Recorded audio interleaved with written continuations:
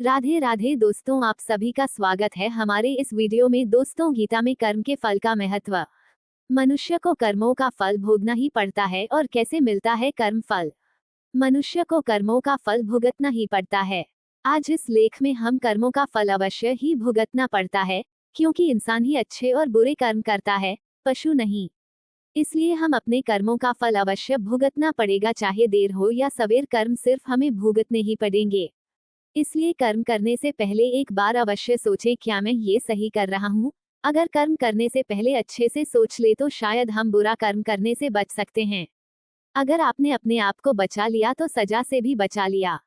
आपने बुरा कर्म कर लिया तो एक न एक दिन भगवान अवश्य सजा देगा। इस जन्म में नहीं, अगले जन्म में ही कर्मों का फल भोगना पड़ता है। श्री कृष्ण जी ने भी गीता में कर्मों को ही सबसे उत्तम बताया है, क्योंकि कर्म हो हमारे भाग्य का निर्माण करते हैं। अगर हम अच्छे कर्म करेंगे तो हमारे साथ अच्छा होगा, अगर हम बुरे कर्म करेंगे तो हमारे साथ बुरा ही होगा। कर्मों का फल कैसे मिलता है? भगवान की न्याय व्यवस्था बहुत ही ज्यादा सुदृढ़ है। कर्म का फल अच्छे कार्य करने वाले को अच्छा और बुरे कर्म करने वाले को बुरा फल अवश्य ही भोगना पड़ेगा। भगवान के देर भले ही हो जाए, मगर अंधेर हो ही नहीं सकता। जिसको आप देर समझते हैं वह देर भी नहीं है। ये भी पढ़े, धन और सुख कैसे पाएं? प्रभु ने प्रत्येक कर्म के फलित होने का समय पहले से ही निर्धारित कर रखा है। समय से पहले या पीछे फल की प्राप्ति नहीं होगी। प्रभु की प्रत्येक रचना, प्रत्येक नियम इतना ज्यादा गहरा है कि हर एक प्राणी उसको समझ या जान नहीं सकता। आज जो कर्म हम कर रहे हैं, परिपक्व होकर उनसे ही हमारे भाग्य की रचना होती है। हमारे भाग्य के निर्माता हम खुद ही है, और प्रत्येक मनुष्य को उसके भाग्य के अनुसार उसे फल या कुफल अवश्य भोगना पड़ेगा ही। इस समय हम जो दुख भुगत रहे हैं, ये हमारे ही पिछले जन्मों का या इसी जन्म के हमारे किए गए पुण्यों या बुरे कर्मों का, पापों का फल है। प्रभु को दोष नहीं देना चाहिए। भगवान का एक विधान यह है कि हमारे कर्म, विचार और भावना को अनुसार ही हमें सुख या दुख की प्राप्ति होगी, और वह सुख या दुख हमें खुद को ही भोगना पड़ेगा।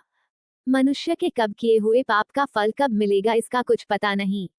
भगवान का विधान विचित्र है। जब तक पुराने पुण्य प्रबल रहते हैं, उग्र पाप का फल भी तत्काल नहीं मिलता। जब पुराने पुण्य खत्म होते हैं, तब पाप की बारी आती है। ये भी पढ़े, शराबी को कैसे समझें और कैसे उसके साथ रहना सीखे। पाप का भोगना पड़ता ही पड़ता है। इस जन्म में भोगना पड़े या जन्मांतर में, इस लोक में जो दंड भोग लिया जाता है, उसके थोड़े में ही शोधी हो जाती है, नहीं तो परलोक में बड़ा भयंकर दंड भोगना पड़ता है। मगर सत्संग दंड को कम करा सकता है, या फिर कुछ प्रसाद के रूप में भी दे सकता है।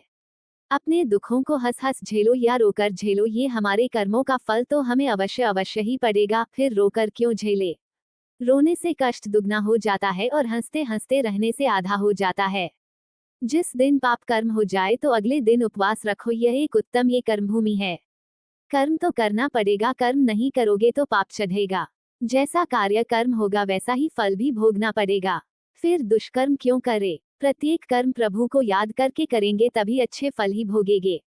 धन, दौलत, सुयश, खुशियां, सफलताएं, सुखी परिवार, रोना हमारे कर्मों का फल है, और पीड़ा, दुख, बीमारियों, आफत, दुखी परिवार, रोना हमारे ही बुरे कर्मों का फल है।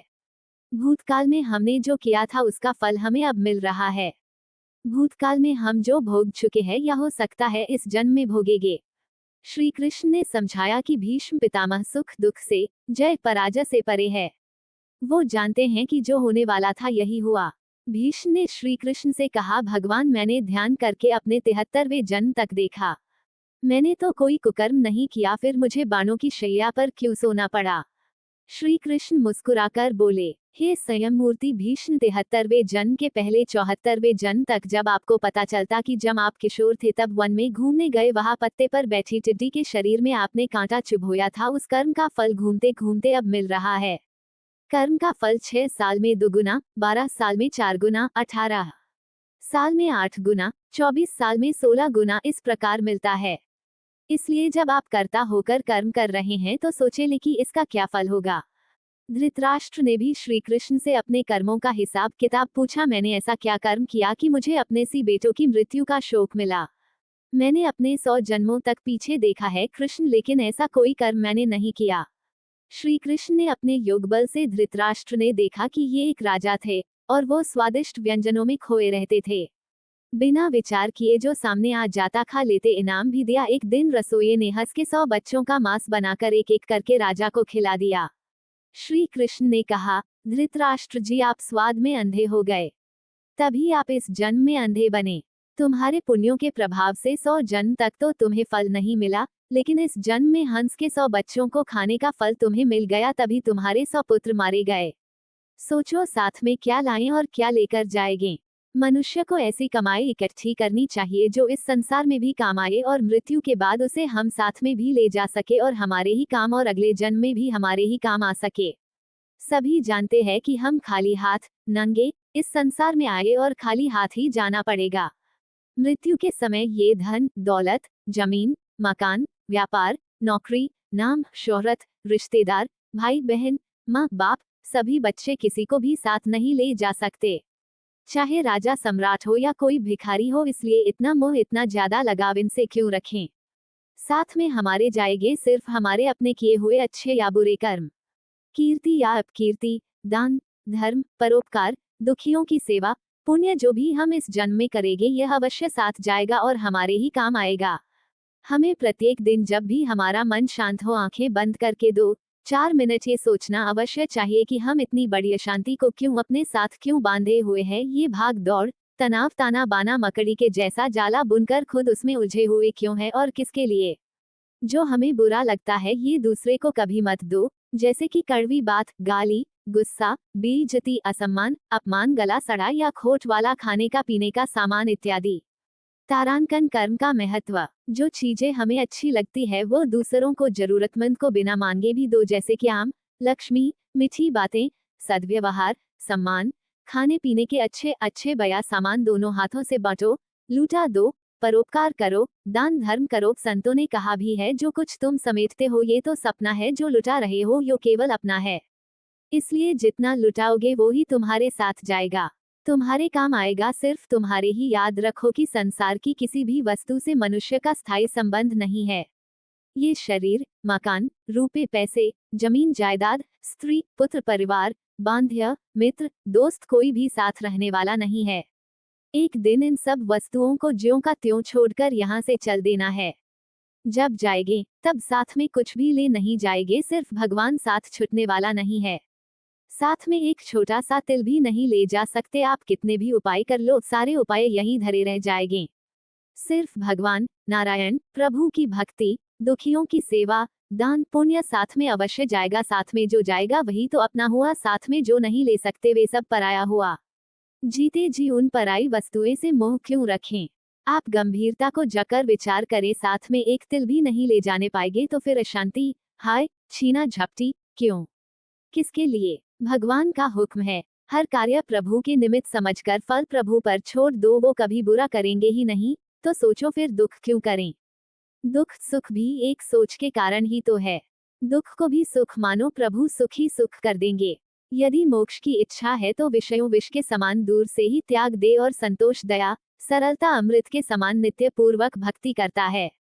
एक साधु एक गांव में हर रोज भिक्षा मांगने जाता था। जिस घर में भी जाता कोई आटा, दाल या चावल कुछ भी दे देता और वह अपना इस तरह पेट भर लेता था। उसी गांव में एक व्यक्ति उसको हर रोज भिक्षा मांगने पर गोबर डाल देता और यह कहकर डांट देता कि भगवान ने हाथ पैर दे रखे हैं, कुछ काम करके खा ले। वह साधु चुपचाप गोबर लेकर आ जाता और एक तरफ ढेर लगा देता। ऐसे करते करते उस गोबर बहुत बड़ा ढेर बन गया। साधु भी हर रोज भिक्षा मांगने जाता, वह आदमी हर रोज ही उसको गोबर डाल देता और गांव के लोग खाना देते। ऐसे करते करते दोनों का समय बीत गया और जब दोनों अपनी जीवन यात्रा पूरी कर भगवान के घर पहुंचे तो गोबर डालने वाले इंसान को खाने में भगवान के घर गोबर मिला। तो उसने कहा, भगवान से कहा, हे प्रभु मैं गोबर कैसे खा सकता हूँ। भगवान ने कहा कि जब साधु तेरे घर भिक्षा मांगने जाता था, जिसका कोई और भिक्षा मांगने के सिवाय कोई चारा नहीं था, तो आप उसको भिक्षा में गोबर देते थे। वही गोबर का ढेर अब इतना बड़ा हो गया कि आपके खाने के हिस्से में अब गोबर भी आएगा। तो उस व्यक्ति ने भगवान के पैर पकड़ लिए और कहने लगा, भगवान मैं गोबर नहीं खा सकता, कृपया इस समस्या का कोई समाधान बताओ। भगवान ने कहा, कर्मों का फल अवश्य ही भोगना पड़ता है। अब वो इंसान प्रभु के आगे रोए और गिड़गिड़ाए, कृपया करके इस समस्या कोई समाधान हो तो बताओ। भगवान बोले, इस सारे गोबर को आप हर रोज एक कपड़े में डालकर पानी के साथ धोते रहो, इस प्रकार आपके कर्म कट जाएंगे। ऐसे करते करते उसको गोबर को धोने में कम से कम 1 साल लगा और सबसे लास्ट में गोबर का जो आखिरी अशभूस और घास के कुछ हिस्सा कपड़े के ऊपर रह गया। तो भगवान बोले, अब आपको ये हिस्सा तो खाना ही पड़ेगा। वह इंसान फिर रोए और कहे कि इसको कैसे खाऊं। प्रभु ने कहा, किसी के बुरे कर्मों को मैं कम कर सकता हूँ, पर बिल्कुल खत्म नहीं हो सकता है, इसलिए आपको ये तो खाना ही पड़ेगा। भगवान ने उसे समझाया कि आप गोबर खाने से बच गए, अगर आप उसको ना धोते तो वह सारा गोबर आपको खाना पड़ता।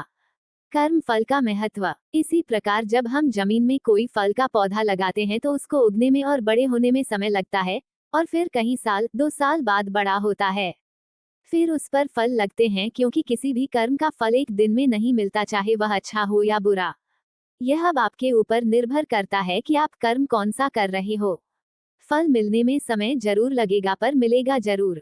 यही समय और परमात्मा का नियम है कि हमारे द्वारा किए गए हर कर्म का सुख और दुख हमारे कर्मों के ऊपर ही निर्भर करता है। हमें सुख और दुख अपने द्वारा किए गए कर्म का हिसाब किताब चुकता कर रहे हैं। कर्मों का फल हमें अवश्य ही भुगतना ही पड़ेगा, इसलिए जब हम किसी को दान देते हैं तो सोच समझकर कर दे, क्योंकि एक दिन हमें वह डबल होकर मिलेगा। इसी प्रकार हर काम करते समय भी ध्यान रहे थे कि हम कौन सा काम सही कर रहे हैं, कौन सा गलत हो रहा है। इसलिए कभी भी भूलकर भी किसी की आत्मा को ना दुखाए, जितना हो सके अच्छा करें। कर्मों का फल देख अगर आपको अच्छा लगा हो तो आप इसे जरूर पढ़ें और अपनों को शेयर करें। वीडियो को लाइक सब्सक्राइब जरूर करें।